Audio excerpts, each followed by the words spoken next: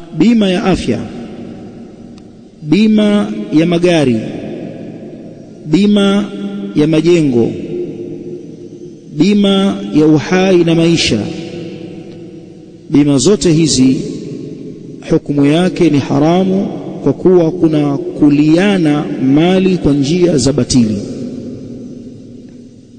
kama ilivyokuwa almaisir, kamari.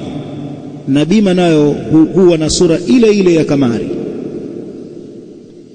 Kwenye kamari mtu anatoa pesa yake, anaweza akala au anaweza akaliwa.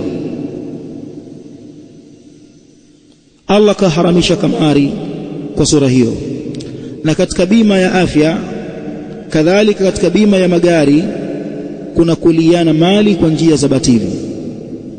Anaweka mtu bima yake, analipia bima kama ni 120,000 au 100,000 na ngapi, bima ndogo, na una katika mwaka na ana renew bima ile, na hakwenda katika ofisi za bima katika ule mwaka ambao kwamba umepita, kwa kuwa hakupatwa na tatizo la aina yoyote, pesa yake imeenda na wala harudishiwi. Huku ni kula mali za watu kwa njia za dhulma. Kadhalika bima ya afya, mtu anatoa pesa yake kama ni 200,000, 300,000 au 150,000 au 30,000 au 40,000, kwa maana atakapougua atibiwe na ile bima yake. Lakini anaweza katoa ile pesa na ukapita mwaka hajaugua, au kama aliugua maradhi madogo madogo alijimaliza yeye mwenyewe katika kujitafutia matibabu. Kwa hiyo mwaka umekatika, pesa yake imekwenda bure, hakurudishiwa. Au anaweza akatoa 30,000 akatibiwa kwa matibabu yatakayogharimu 400,000, ameliwa yule wa upande wa kule